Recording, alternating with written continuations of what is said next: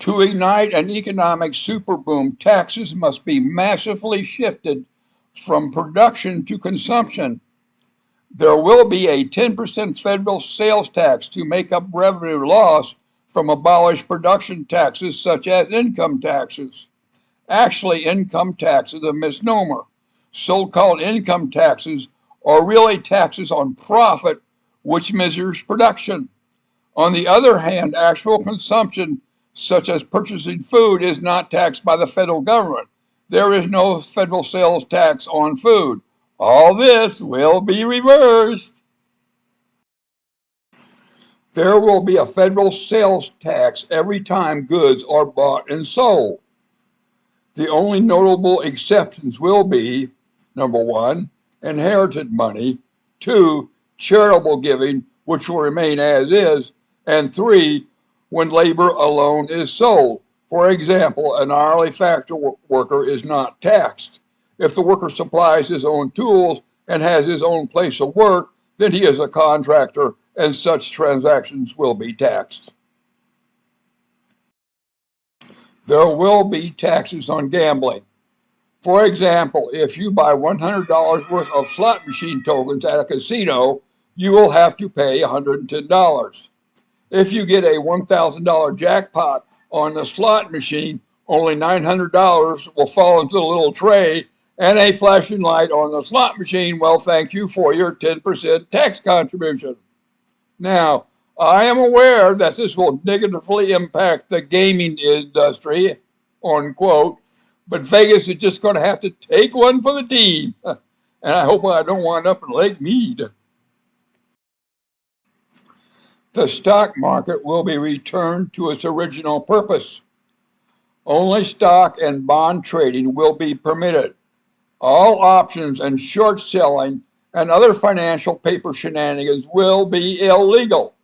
There will be the usual 10% sales tax when stocks change hands. We must drive capital out of the Wall Street casino and into actual physical investments. Stock dividends will not be taxed.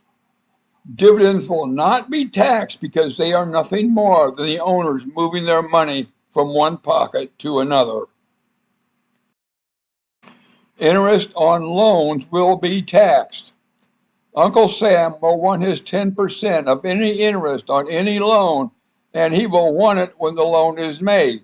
For instance, if the Acme Corporation sells a bond that is worth $1 million at maturity, a year from the sale date, and it sells to a lender for $900,000, then the interest is 10% or $100,000. So Uncle Sam will want his $10,000 when the money is borrowed, and he will want it from the Acme Corporation and not from the lender.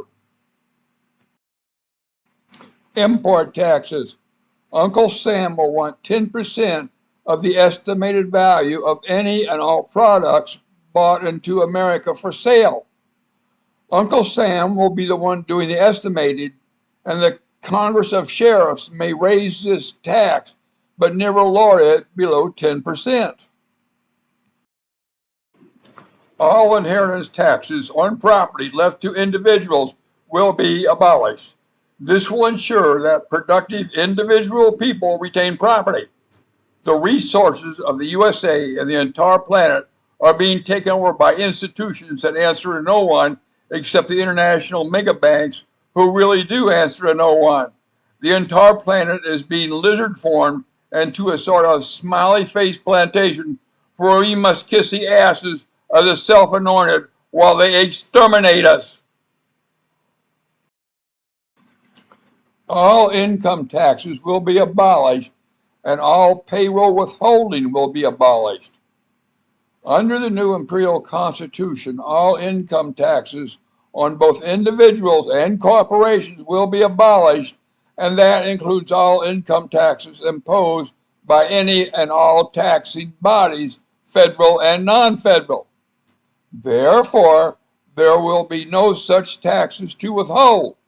Also, by law, no other taxes will be withheld from paychecks, none at all, neither by the federal government nor any non-federal taxing body. A worker will multiply his hourly rate by his hours worked, and that will be his paycheck amount. Nothing will be taken out. All federal revenue losses will be made up by a federal sales tax. Local governments will make up their revenue losses any which way they please, but a sales tax increase seems the most likely method. Under the new imperial constitution, the IRS will run in reverse and refund all individual income taxes ever paid. I'm going to say that again.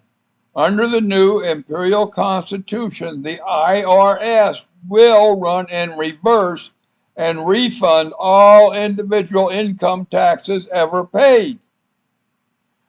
First, the IRS will add up all the income taxes an individual has ever paid, and it will be repaid at the rate of $12,000 a year.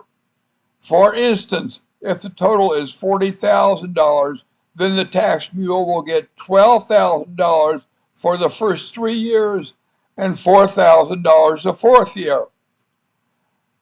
The refund is structured this way to lessen discontent among the actual working people.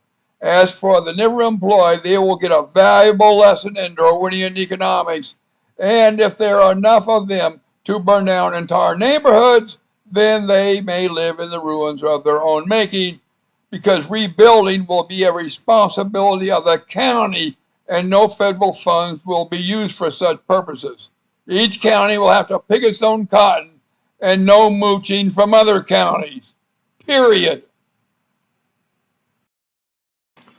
Under the new imperial constitution, all banking records will be open to public inspection. Any person will be able to go to your bank's website and by using your public social security number will be able to see every transaction you made, including the date and who the other party was and the amount.